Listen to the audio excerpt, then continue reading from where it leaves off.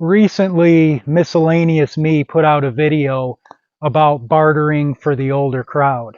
And she brought up a bunch of really good points, as she always does. And I wanted to expand on that a little bit further, just some of my thoughts on what I think it would be like for an older person to have to barter with others during bad times. Now, it seems to me that older people can interact with other older people fairly well, especially if they had some common goal like getting by. Uh, there doesn't seem to be much problem there, but there does seem to be a great divide when older people are dealing with younger people, right? Uh, and I think that's partially by design. You know, the media likes to drive a wedge between the different age groups and that because I'm at that age, I'm 41, where I'm old enough that I can strike up a conversation with an older person and we can find something in common that we can discuss, and it's comfortable. It's not an uncomfortable situation to talk to. And same thing, I'm still young enough that I can mingle with younger people and still it's still cool.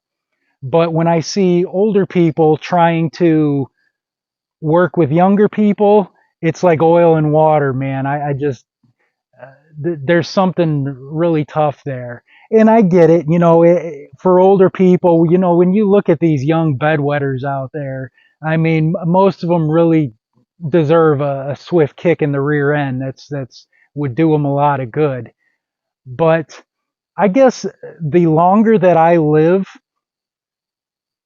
the more critical I become of humanity in general, but the less critical I am of individuals. Because every single day that goes by, we humans have more history behind us that we could be learning from. So each day that goes by, we should be improving. We should, as a whole, be getting better and doing things better because we just have more to have learned from. But the individuals, when I look at somebody operating in today's, it's a screwed up society, right? We can probably all agree on that. Uh, I feel like, can I really blame somebody for not having their stuff together when they're being raised in this society that's so screwed up? Like I try to cut people a little bit of slack because of that, because I can't imagine.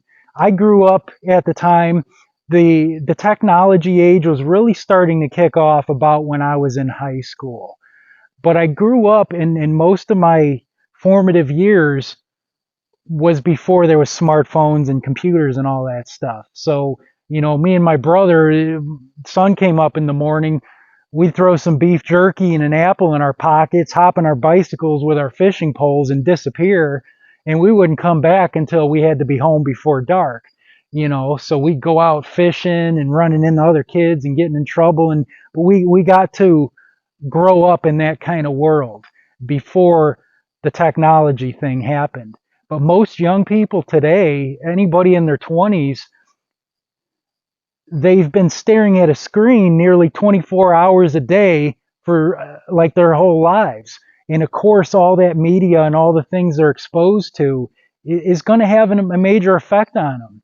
And the so-called role models of today are all delinquents. You know, there is nobody to look up to anymore. So, like I said, I try to cut young people some slack, but a lot of older people have a tough time with that. So when it does come time for bad times, though, older people are going to have to work with young people, right? Because an older person can be of great value in a survival situation. But let's just face it, as we get older, our faculties go away, our bodies fall apart. You know, a survival group formed by the residents of a nursing home probably going to have some weaknesses to them. So teaming up with young people would be the obvious method. And I would like to see more of that today, you know, because there's so much that both age groups can benefit by working together. I see it today. There are so many young people that really want to get into gardening, chicken keeping, beekeeping, that kind of stuff, hunting. But because of their situation, they live somewhere where they can't do it, or they don't have enough land, or regulations don't allow it, or whatever the situation is. But you look at, there's a lot of older people that are in a situation where they have the land and the ability to do the gardening, but their bodies physically can't handle the rigor of doing so. So it would be great to see the older people letting those younger people garden or keep chickens on their property, do the work. So they're providing the property and the younger people are doing the work. And then say you can split the harvest in half between the two of you. Now, the main thing, there are two things that I really see a problem old people have when dealing with younger people, right? One of them is that usually the older person will get it in their head, I'm going to be a mentor to this young person, show them the ropes. I'm going to make a man out of this boy. And I tell you, I've seen it so many times, it never works out, because even though your intentions may be well, you may be trying to do best by this young person, that young person is going to look at it as you're condescending. You're talking down to them. You're treating them as incapable and incompetent. And nobody wants to feel that way. So anytime I've ever seen somebody try to actively mentor a younger person, that younger person always walks away from it and comes to despise that older person. And the other thing is, a lot of times older people don't have respect for a young person's time, right? As we get older, time is a little less meaningless to us. You know, we don't mind just standing around and BSing with somebody and blah, blah, blah, because we got all the time in the world to deal with that. But a young person may be busy. You know, you run into that person in the store and you strike up a conversation with them. It may seem like they're being rude, like they don't want to talk to you, but you don't know. They may have to run home real quick because they got to change clothes and get ready because their kid's got a soccer game they got to go to. You don't know. I mean, young people a lot of times are busy and have things to do. So it's important to be respectful of their time. When I was a kid, I used to mow lawns for people. We had some trailers nearby where people would come out on the weekends to come camping in that.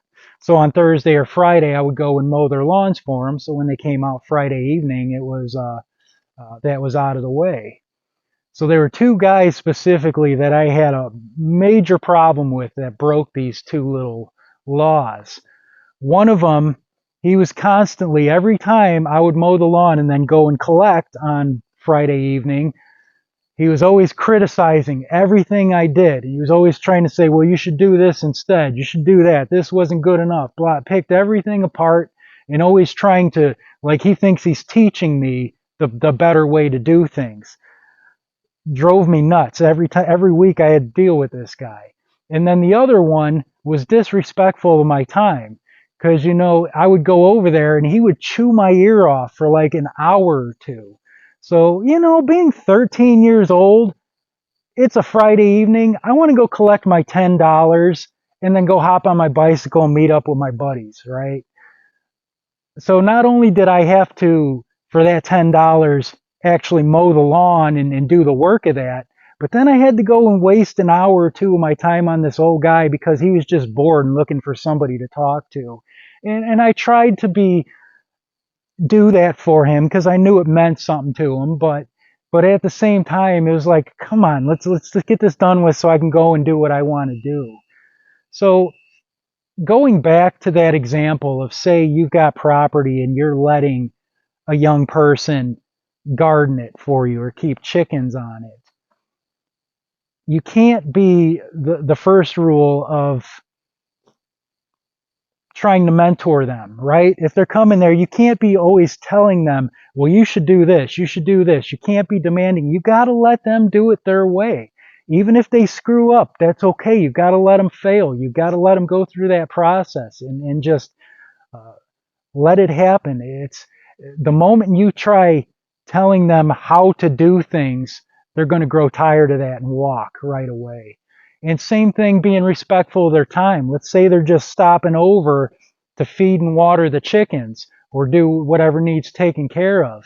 If every single time they drop by each day, you go out there and chew their ear off and spend all their time that they're busy doing other things, they're going to grow tired of that as well. You know, you got to let them be able to come by, do what needs done, and just let them do it and leave them alone. So, and I'm sure you can come up with 1,000 different ways that younger and older people can work together like that and adapt that, and just keep that in mind, you know. And if you are an older person, most of the people watching my videos are older. Maybe you can think back to some times where you tried to work with a younger person, and maybe you kind of broke one of those two, and maybe you thought, oh, it's all that kid's fault. The kid is an idiot or whatever. But maybe you were doing something that just drove them off. You know, it's just something to consider. I know I've been very fortunate in my life. I've had some men I've known that were excellent role models for me. And when I look at what they all had in common, not one of them was trying to mentor me or trying to show me how to live a better life. You know, many of them could, because, you know, at 20 years old, I'm a young, stupid, screw up kid. And, you know, they were older and had a life and a family, holding down a good job and all that stuff. So they probably could have lectured me on things, but they didn't. They talked to me as a friend, right? All our conversations were peer to peer, man to man. It was never the older guy with the young pup. It was always just as a friend would talk to another friend, just like an older person would talk to another older person. You're not going to lecture them, because that's not what good friends do. So it should be the same way with young people. Don't lecture them and try to mentor them or whatever. You know, just be a good friend. That's all a young person really wants. You know, when they meet an old person that treats them like an equal, it means a lot to them. So there is a very fine line there between being a mentor that chases people off versus just being a good friend that's a good role model. You know, those guys never chased me off, and just by being around them and them treating me respectfully, I was able to just learn from them, just them leading by example, you know. That's really the best way.